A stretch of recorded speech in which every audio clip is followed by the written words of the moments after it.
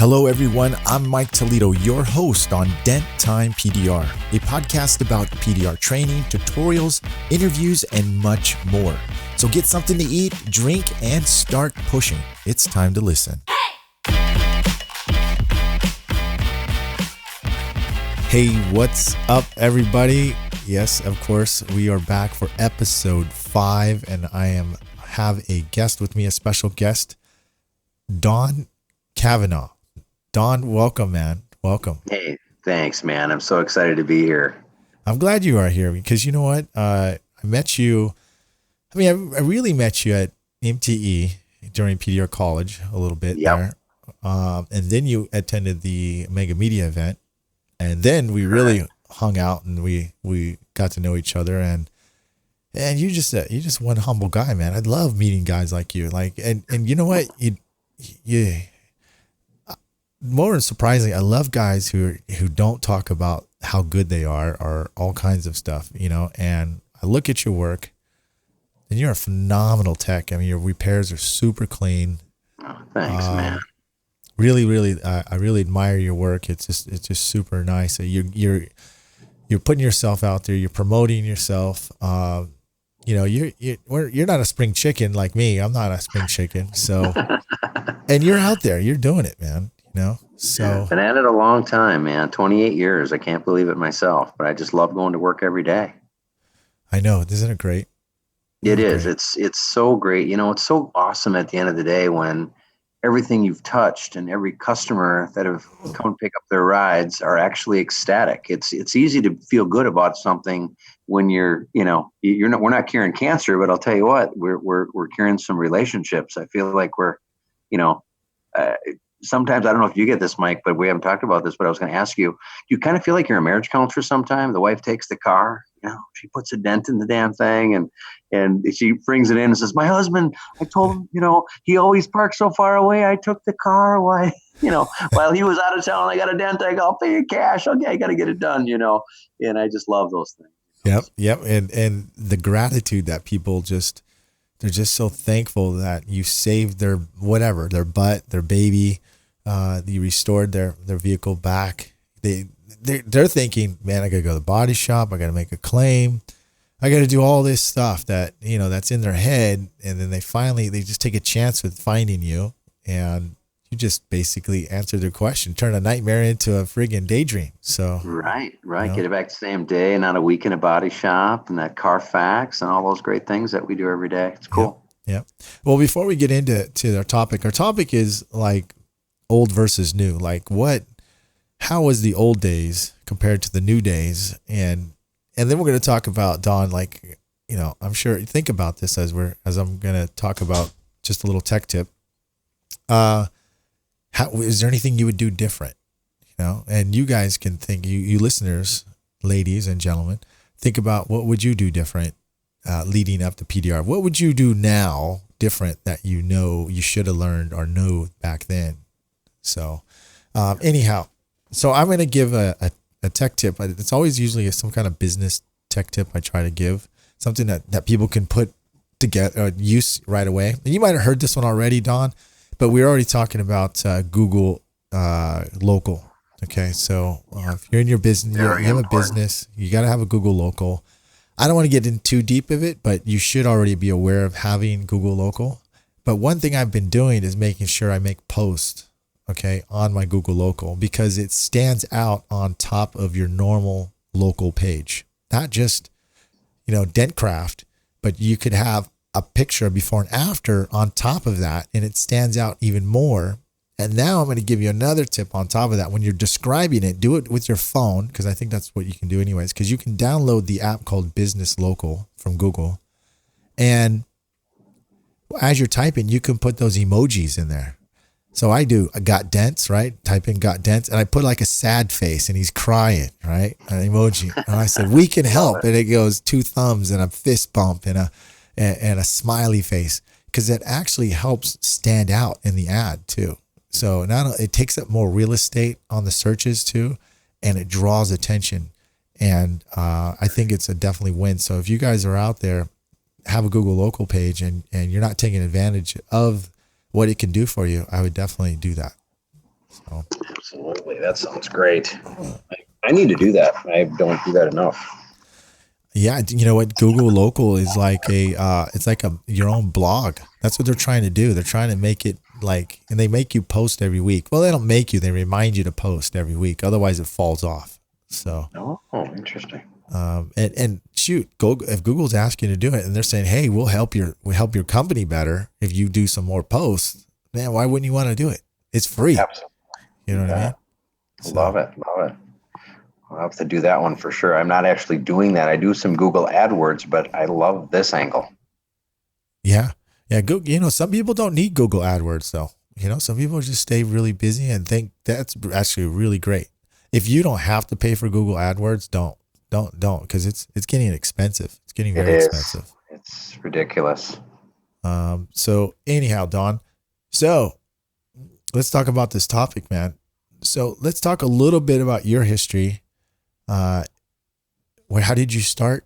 Like, who trained you? What happened? So basically, for me, I was in the underwater welding and demolition field, and that's what I went to college for. And I didn't excel in it. I just wanted to get out of it. It was just too dangerous. So kind of came back to Minnesota with my tail between my legs. I was actually out by you, actually, like doing all that stuff and on the coast, and it was great. But I moved back and I got a job at a Mercedes BMW dealership. And there was an old German guy that about a year in that started coming in. His name was Jürgen Holzer, and he learned in the BMW factory in Munich in the 60s and 70s. So it was kind of a pretty cool deal. But he came in and he was trying to sell his goods, and he'd come in, and I was a pretty young guy at that time, and I was a service writer, so he was trying to sell it to me. And I was like, dude, we got a body shop. I don't know what you're trying to sell here, and one day he was really, really good. He said, can you come out? I had to be careful because he had a Mercedes. So every other time he came in, he wanted something done through our service department, or he wanted to try to sell his goods. So this day he asked me out to his car. He pulled out a hammer out of his trunk and he hit his driver's door with it. And I was like backing up going, what the hell are you doing? And it's kind of funny, right? And so he did the same thing to the back door. So we had two dents in their car. He says, can I work right here? I want to show you what this is all about. So anyway, fast forward to it being done, the light bulb went off for me. I would start setting him stuff up every other week and get one customer, two customers, three customers. And I would beg him. The first time I saw it, I knew I wanted to do that. And it took me a few years of really begging him to train me. And he did, and that was kind of how I got into it. First time I'd ever seen it was at the dealership. Let me ask you a question. How much time did he spend with you during your training? So I actually spent 2 years with this guy. Wow. Yeah. So the original deal was crazy. You guys that are getting trained now have it made. He wanted, and he got it, $50,000 for 2 months. It was 8 weeks. And I went and did it, and I didn't know how I was going to come up with money. I did it, but I got it done. But it was interesting because he ended up asking me to stay. So I ended up staying for a longer period of time. But back then, he said, never do anything bigger than the size of the palm of your hand because you'll never make money at it. Don't do body lines. Stay on the flats, get in and get out, and charge what you will. And so we started having a little bit of a riff because I thought, why couldn't you do bigger things, right? So I would take stuff on and we would start doing body lines and he would be like kind of amazed. So we actually learned a lot from each other and just kept going forward. So that's basically how I got it. And it's really kind of self-taught after that because the guy really wasn't that great at it, but it gave me the tools to figure out, what we could do to get better. So. It's amazing. It's kind of like first of all, thanks for enlightening me. I need to charge more for my training. And me too. Me too.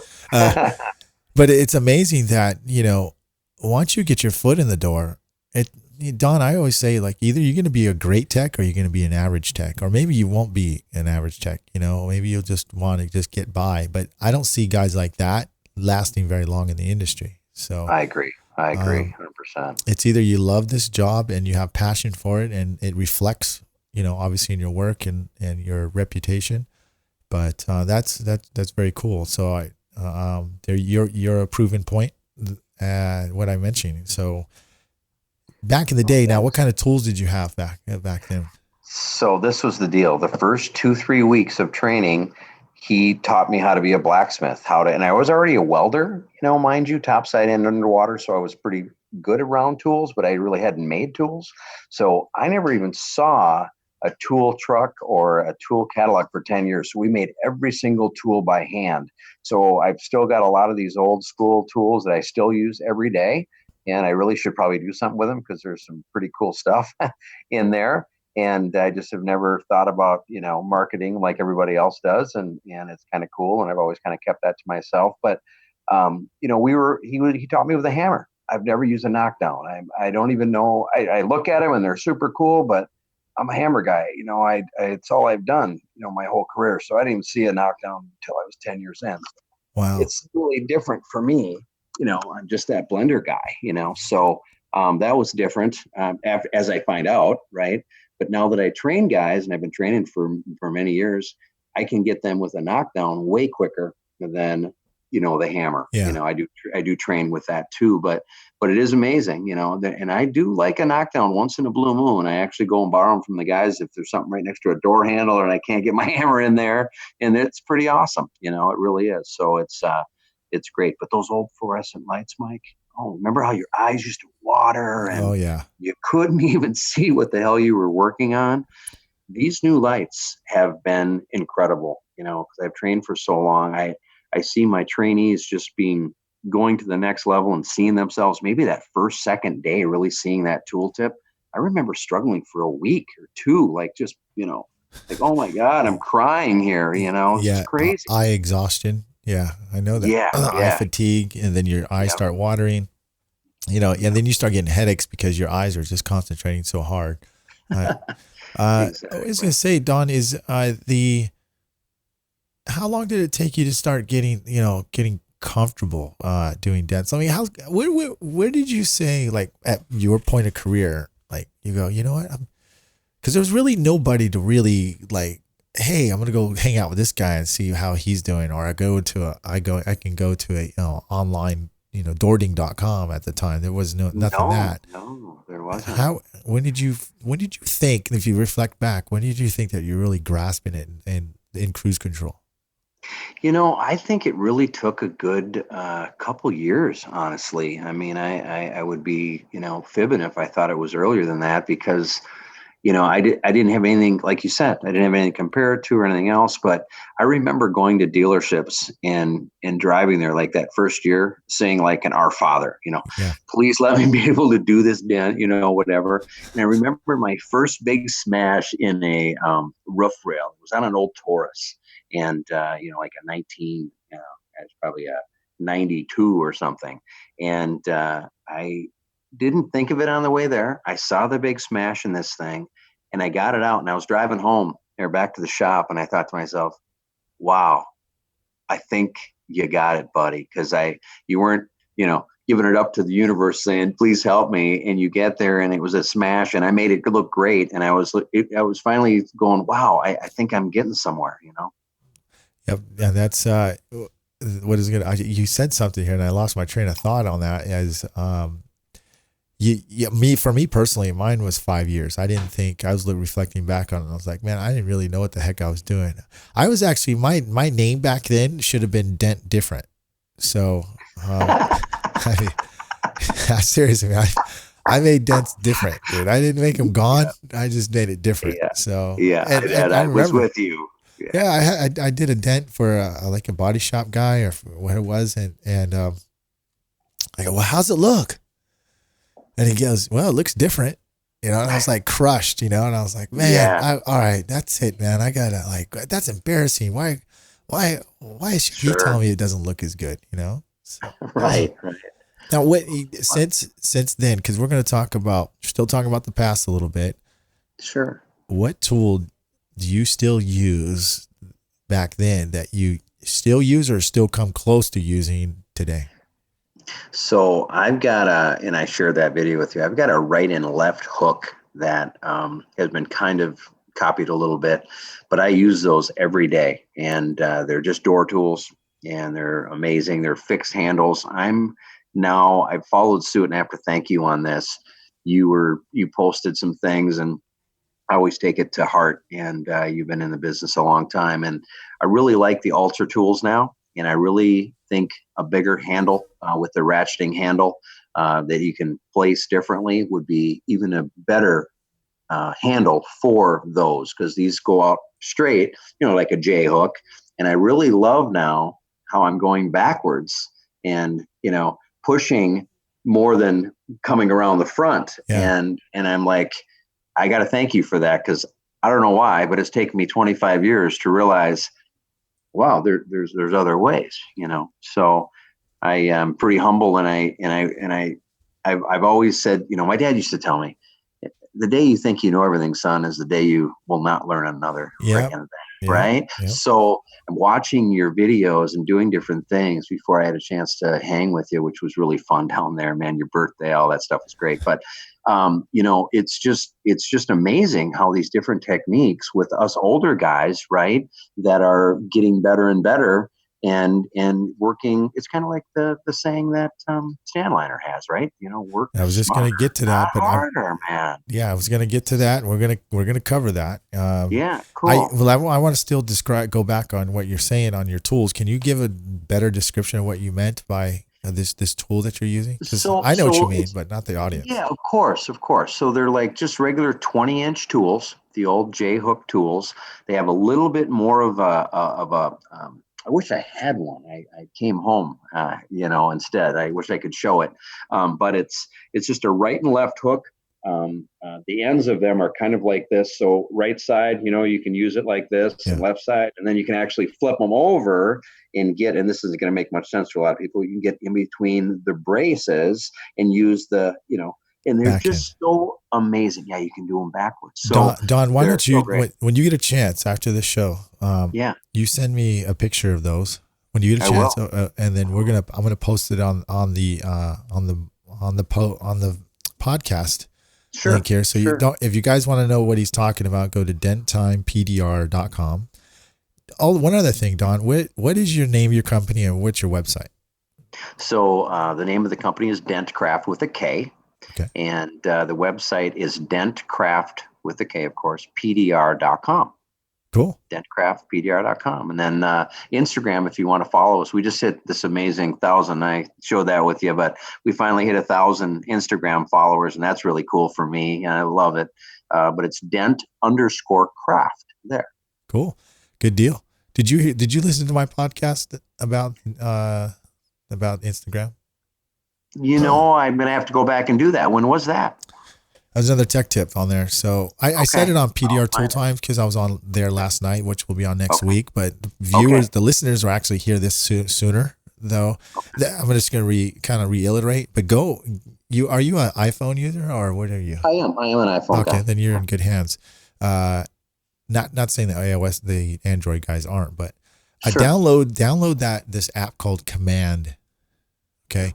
And what that does is that's an analytics for your Instagram, and it will analyze and say, okay, it'll rate you A, B, C, D, like what you're doing. And it'll give you suggestions on how to make your Instagram, more viral, shall I say? And more, just get more everything, like get more, people to talk about it and more, subscribers to you. So love it.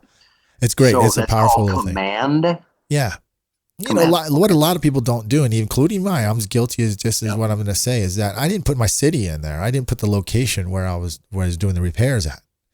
Mm-hmm. And I was just leaving it blank. I was just popping in stuff and, and doing a quick reply, and having all that stuff in there. But I was missing some 3 main key points. So go check that out. Command. I will. Sorry, we got a little off topic there, but I just wanted to bring it up. That's all good. As far as what do you see? Now we're going to kind of go in a little bit of the future a little bit. Sure. We're going to talk about Stanliners too, but what do you see, Don, like PDR going? To me, it's going so damn rapidly. Like the text, the way they learn faster now, the tools. Look at the tools now because of Stanliner, like we're saying. But where do you see it going? I really I believe that in our area anyway, in Minneapolis, we have a really big area, but I see it going more to retail. And I got rid of all the dealerships and everything about 6 years ago. And it was just it was so hard I was always I didn't feel good about it. I felt like I was always being blackmailed. Hey, this guy will do for that. If you don't do it, you're out of here. And I just got sick of it. So I really feel your question as to retail. I just love what we do. I love it when it comes to me. I don't drive around and do these types of things. But I don't know about you, and I wanted to ask this question for a long time. Maybe one or two people out of 10 here in Minneapolis have even heard of paintless dent repair. I still feel that we're so ground floor. So I feel I see it going in a way of really an educational piece right now. And that's why your classes are so important to me. And that anybody out there listening needs to go to this mega media event. It opened my eyes in so many ways. I believe in it. I think it's wonderful. I can't say enough how good things, and the content you guys brought was crazy. I didn't even mean to plug this right now, but it was. And it was eye-opening to me because with this 2 out of 10 or 1 out of 10 people, we need to figure out a way to cast that fishing rod and get these guys in. People are painting their cars every day that don't need it. And we need to get in front of the body shops. That's my thing. If you go to my website, let us be your first stop before the body shop. It's the first thing you read. We got to figure it out. Which is awesome. That's a very good tagline right there, Don. You made a good point, and thank you for letting the audience know and myself how well you liked it. I didn't ask him to say that. That was on his own dime. No. I don't even know where it came from. I just was thinking about how important, and it kind of ties in with what you're talking about here. It's amazing. It is like I agree with you, Don. I'm gonna second you on that about the retail. I don't see wholesale becoming like I have 4 good accounts, but I'm honestly not. I always have a feeling every week. Okay, am I going to have the lot? And I've had them for 20 years. You know what I mean? It's just, and that's the reason why I have it is because we have great service. We show up when we're supposed to, and we get the dents out, and we save their butts about 3 to 5 times a year on stuff that should go to the body shop. That's why we have those accounts for very long. But I don't see, as long as other techs are going in there lowballing each other, there's no future in that. I mean, the cars are down in San Diego. They're down to $35 for the whole car. Right? No way. Oh yeah, it's horrible. I had no idea. Oh my God, it got down to about $100 here, and I thought that was my ticket to get out. I'm just like, wow. So I got rid of the dealerships first. I had 30. I had 7 guys running around with their heads chopped off, taking care of 30 dealerships, and I thought the money was great. And what was happening was it was getting lower and lower and lower. And what would happen, and it's probably happened to you, Mike, is that you come in on a Monday morning, you've been rolling with that company for 12, 15 years, and the used car manager said, who are you? Who are you in this chair? And the guy's like, I just moved up from the Nissan dealership and now I'm a BMW guy, and I'm sorry, because I love my guy that I've been working with for 12 years. You're out. Right. That's right. You didn't even do anything wrong. No. So you just lost a $20,000, $30,000 a year account that you serviced the hell out of forever. And in 1 year, it happened 3 times. I lost like 90 grand, and I didn't even, no fault of ours. And I just said, what the hell am I doing? Making these guys look good. The last thing I did, Mike, was about 6 years ago, and I had a really great smash at the office, and it was like a $500 dent. And I was working away, and a phone rang, and it was Sears and Portals, which is a big Mercedes dealership by me, and it was the service writer, and he had like a $200 dent, and I had to quit what I was doing there, run up there. I got pulled in 20 different directions. It took me like 4 hours to get back.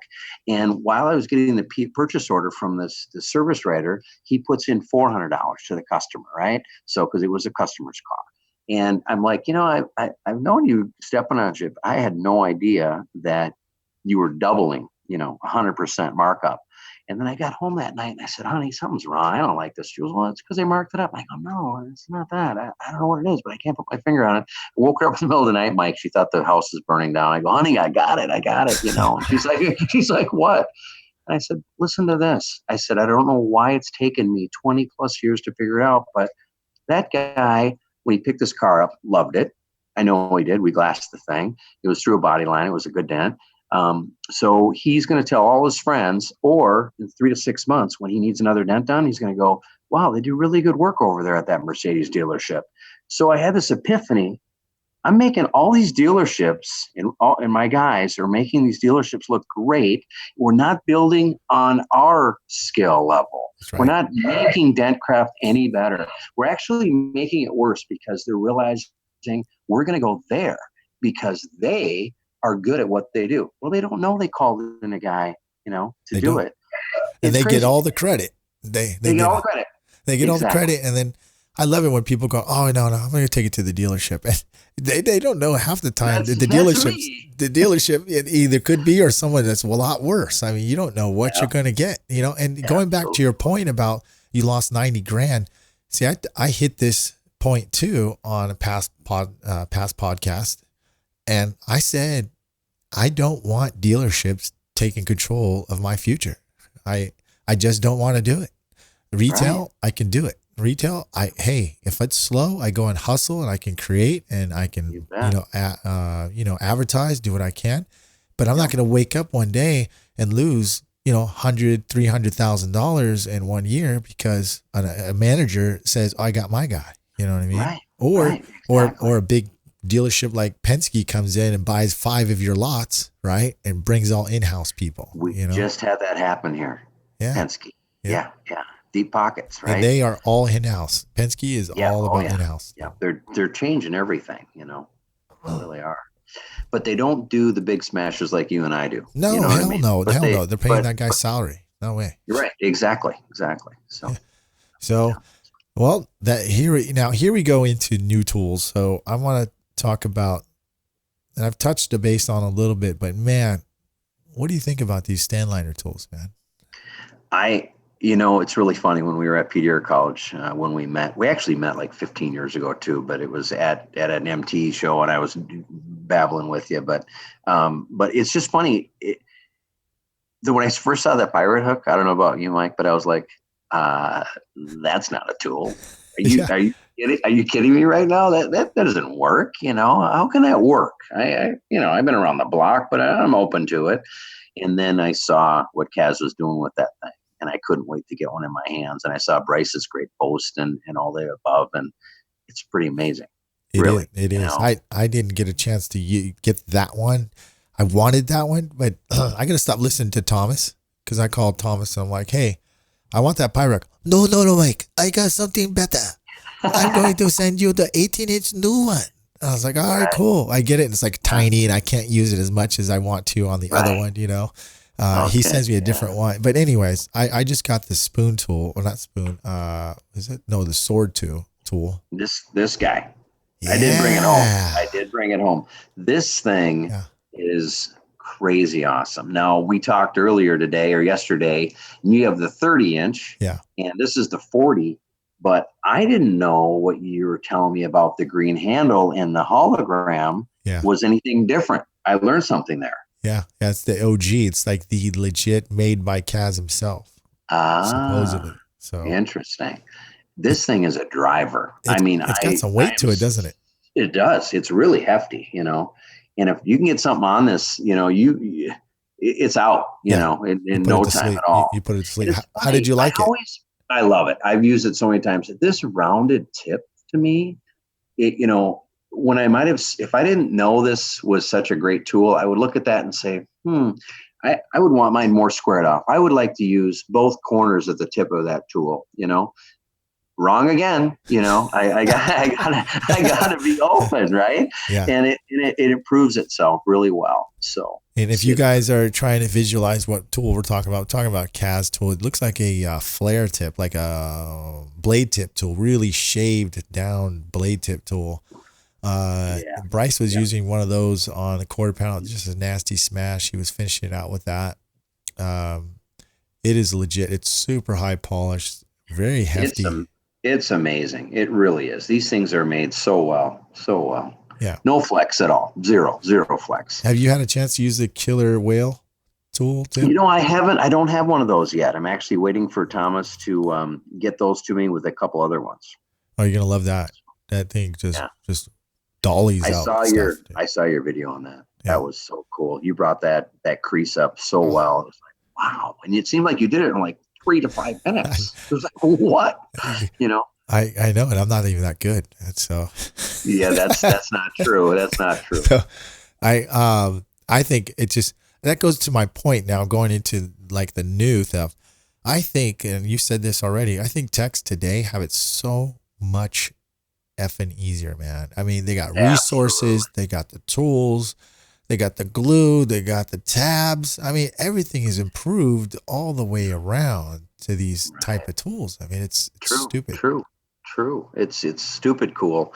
And I do a month training for my guys and that I train, and they're so good after, that month. I remember sending guys free after a month, like even a short 10 years ago. I'm like, God, I hope they can make it, I mean, honestly, and now they're making stuff really good. It's taken them a long time to glass a quarter size dent, but they're making it look really nice when they're walking out of there at 4 weeks. And I'm like, good for you guys. Well, come on, you got to imagine like us in 4 weeks. I trained with my stepdad, and really, honestly, I don't even call that training, but 4 weeks, man. I was still trying to find my tooltip, really. I mean, like half the time, I just remember hearing those in that old paint when you and I started. I remember you could hear it. It was like snapping your fingers when it cracked. Yeah. It was thicker. Yeah. You could be across the room with another dent guy and go, oh man, sorry. Yeah. Yeah. It was, especially those. I remember working on a Ferrari thinking it was the same kind of paint, as normal. And I'm pushing, and this is before I used heat. I'm in the morning. I was like, oh, snap. I'm like, what the hell, man? I was just so bummed, man. And for a long look at the guy, man, sorry. Well, yeah, and for the longest time I'd do motorcycle tanks. I was not afraid to do anything. Yeah. It's just, man, I have to say, man, I was like a hack, man, because I just went out there and did it. Of course, I didn't have the knowledge, I didn't know, we didn't know what we were doing. I cracked the paint on motorcycle tanks. I'd have it out, and I'm like, man, this is it, make it or break it right here. If I would have just put heat on it, it's over, right? But I popped the paint. I didn't know. No. We didn't know. Yeah. No. I remember the very first time, and I want to hear about yours too. The first time this Worth guy walked in. We just finished a hail car, and it was probably late 90. I'm not sure. It was in the 90s for sure. And I was about ready to send the rails, because it was hail, to a body shop, because back then they were all boxed in and you couldn't do anything. Yeah. Guy walks in with the Worth, the glue puller. First time I ever saw it, I'm like, that ain't gonna work, dude. No, and it ain't gonna work, And he goes, oh yeah, no, I've heard a lot of good things about this, And I said, I'll tell you what, man, if you can move that dent on that rail, I'll buy that freaking kit from you. How much is it? He's like, $385. I said, I don't care if it's $1,000. If you can move that metal. He wasn't a dent guy. He TP'd that thing, Michael, so bad that it was up, it was up so far, and he turned white. He was about ready to puke, and I go, I'll buy it. And he's like, are you kidding me? I just ruined it, And I go, no, watch this. And I had my hammer and I tapped it down. And I go, I want it, and I mean, it was amazing. I remember seeing the same thing at a body shop, and I go, what is that? What do you have with that? He's all, this is that glue puller. He goes, but it doesn't work. And I'm like, yeah, you're probably right. It doesn't work. He goes, you can have it. And I go, all right, I'll take it, and oh my gosh, man, hold on a second, Don, but I used it and I was like, this doesn't work. It's crap. But I never threw it away. I kept it in my garage. And then I was on Doording.com, and guys like, I'm not sure if it was Terry Siegel or Tom Price. I can't remember who it was, but they were swearing up and down. Yeah, we got the dent out with using glue. I was like, wait a minute, dude. Let me try something. So I go back to the drawing board, and it was all because I wasn't using it right. You know what I mean? But we're putting it on right, and we're leaving it on too long or not quite enough. There's today. There's a formula for this. There's a recipe on it. It's way better. Remember that old glue would be like you try to get it off with your fingers and it would like cut you. It'd be like so bad. It'd be like, oh my god, underneath my fingernails. So bad. And then they had it where you'd heat it up and you'd use that Bondo scraper. Yeah. And it take you a week to get the freaking glue off. We didn't know about, denatured was bad at the beginning, but once we found that, it came off, and now isopropyl is the bomb, and it's come so far. What advice can you give to guys who are coming in who are thinking about doing PDR, and then the guys who are maybe they've been into a PDR? What would you do? What do you think you would do if you were kind of new? I really think that you just need to find a really good guy that will, mold you a little bit. But I really believe, and I don't want to saturate the market any more than it is, but I really believe we're still ground floor, like we talked about a little while ago, for good guys, the guys that call me, I don't know about you, Mike, but I get calls all the time for training, and half of them, I actually talk them out of it. Same here. Because they're like, oh, I heard I could make $1 million. Like how fast do you think I can do that? You're like, you know what? You can't put the cart before the horse, and you're not my guy. Yep. You talk to a guy that's like, it's a personality thing. I like humble. I like a guy that really wants to show himself, like, saying, he's had a little artisticness to him, he's maybe really good at something. I ask him that usually when I feel like I'm the one that's interviewing them to train with me. I've totally changed. Before I was like, give me your money, let's go. Yeah. And I've changed that. The last 10 years, I'm more about, really, if a guy's going to get into the business, let's do it right. Let's bring you methodically up. I think you are already making the right decisions for your asking your question, Mike, to come back to that. I believe if you're going to be good for it, great. And if you're not, I'm really not interested. I believe that there's room for good guys. And you mentioned the mediocreness versus the good guys. And if you're just waiting to write the invoice at the end of the job, I don't want you in the field.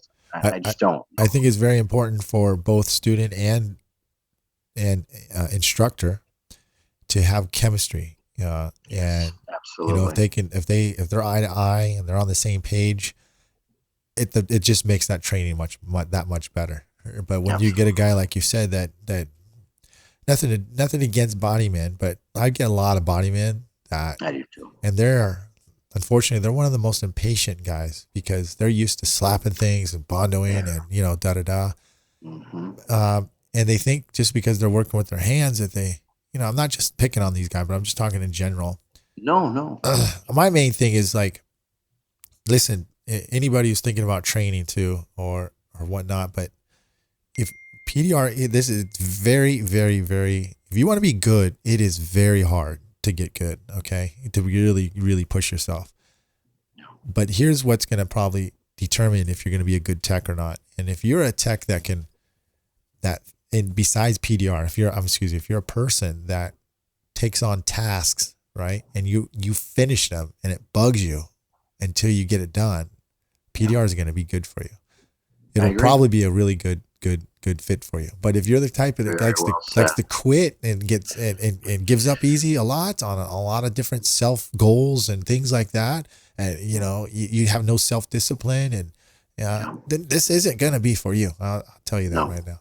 No, you're right. If you're an impatient person, it's funny. He always says, everybody, and you hear it every day, your client will say, oh, I wouldn't have the patience for that. I don't think I'm a super patient person, but when I see every poke is something happening, that's not patience to me. I'm moving metal, and it's what I like to do.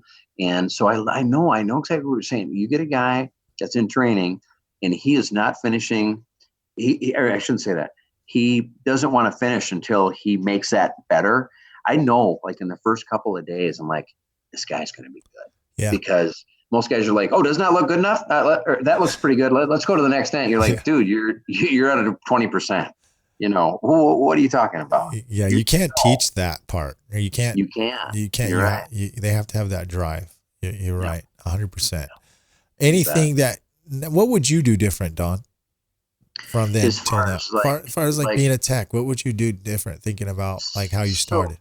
I feel like we've built such a awesome retail presence in the last 6-8 years. I've always had a retail shop, even when I first started, but I was always like 10%, 20%.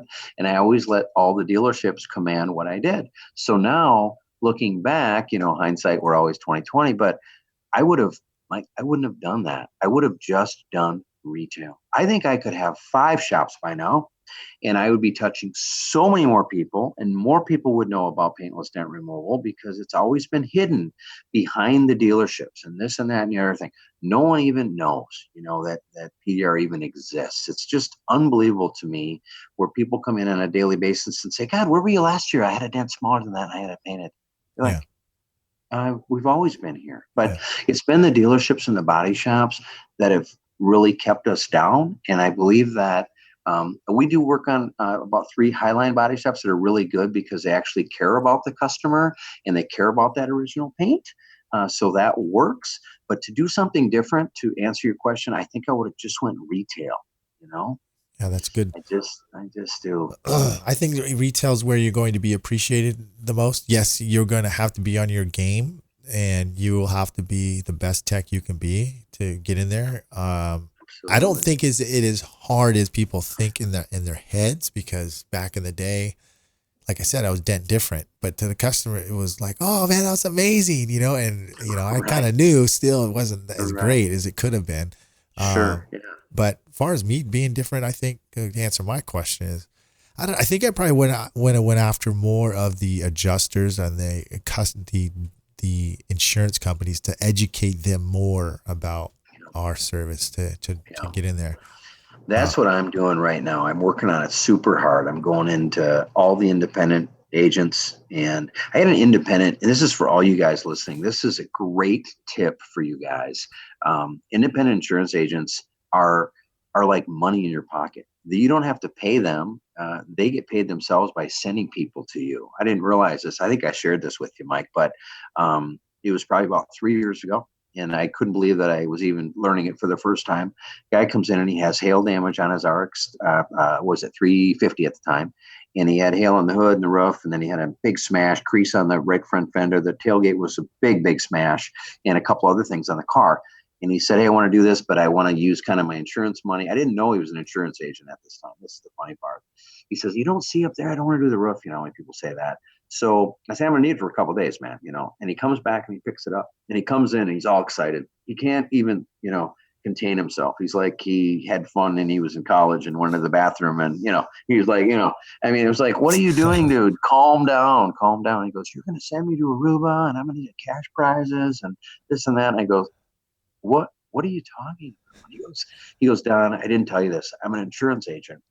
I've known about, and there's so many out there right now that I'm running into daily. I knew about hail damage for paintless dent repair. I didn't know you could do creases. You had a smash. I had a tailgate quote for a replacement of $2,800 on this thing. I can't tell where the dent was. You've done other things. The hail looks great, and I knew it would, but I didn't know you could do all these other things. He says, you do realize the more claims that I don't make, the more money I put in my pocket as an independent insurance agent. I said, no, I didn't know that. I had no idea, probably time for a different podcast, but I've got so many different ways and angles and things that I've learned and ways to get in with these guys that is just making us, they're sending us stuff weekly, daily, and it's amazing. And I've only touched probably 15 of them around the area. Well, we are definitely going to bring you back on. So we're definitely going to bring you back on for one of those episodes. Yeah, you bet. I think you're 100% right.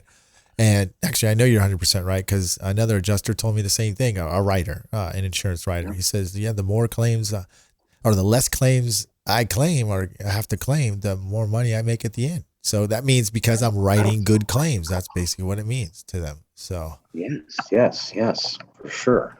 So it's amazing when you think about it and the different things that we can do. So it's pretty amazing. I just think that we haven't even touched the tip of the iceberg, No. Well, I just wanted to, that was good talking to you. I just wanted to see what your thoughts were back in the day and present and what people need to do in the future. So absolutely. I just like to give people a little bit insight. And this is obviously for anybody who's been in the PDR business, who's thinking about getting in the PDR business, or, they're kind of like this, they're kind of the middle of the road. They don't know what direction or what they want to go to. I think we've all been there, like you said.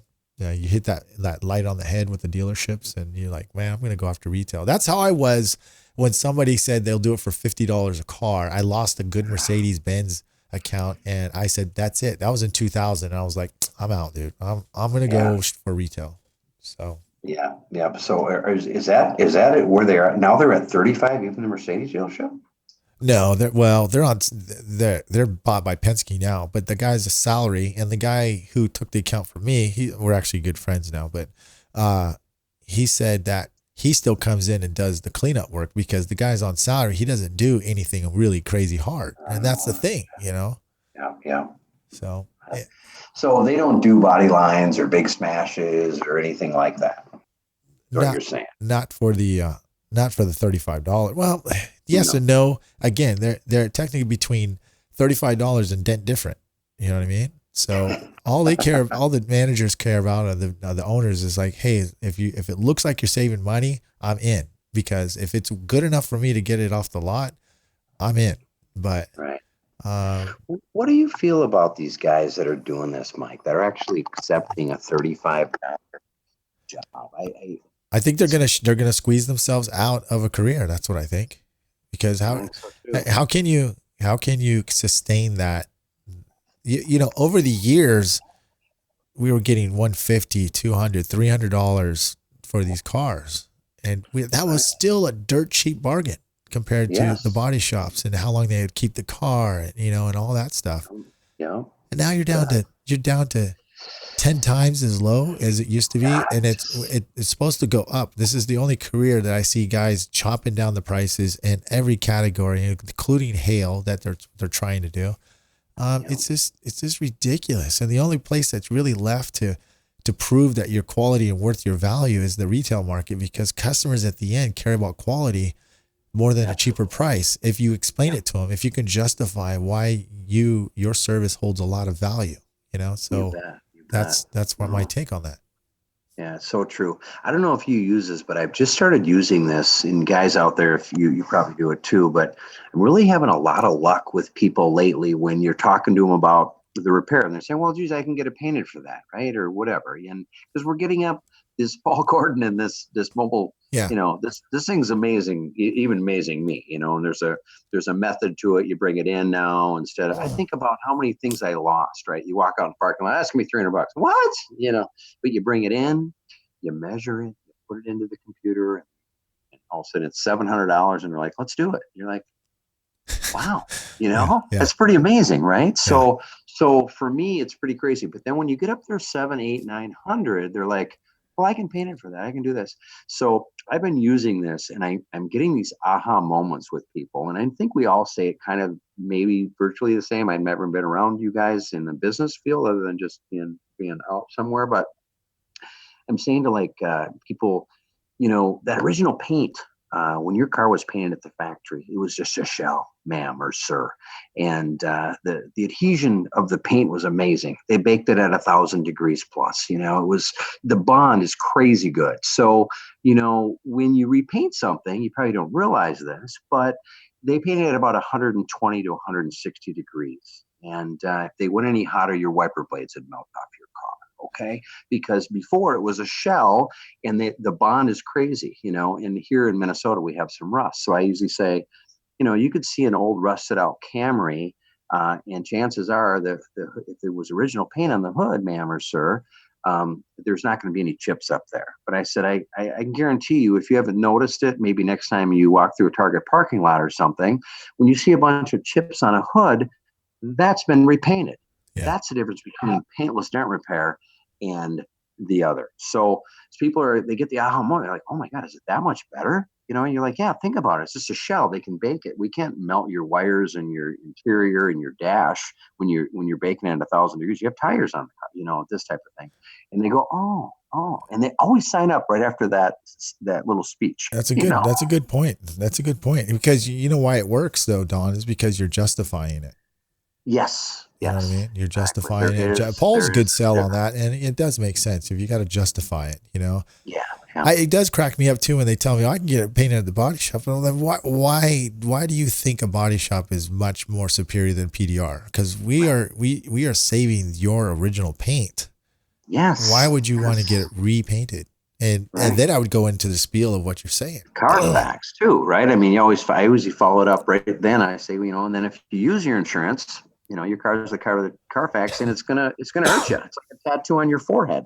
You go to sell that car, someone's gonna say, "Oh, well, I can see the whole right side's been painted." Well, yeah, it was just a little dirty. Oh yeah, after you wrapped it around telephone pole, I'm not gonna buy your flipping car. Yeah. Let me give you the cons. Yeah.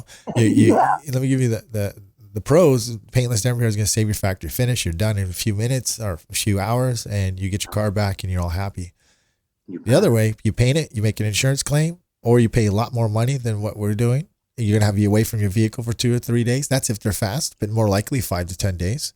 You're going to have to, it's going to go on Carfax report.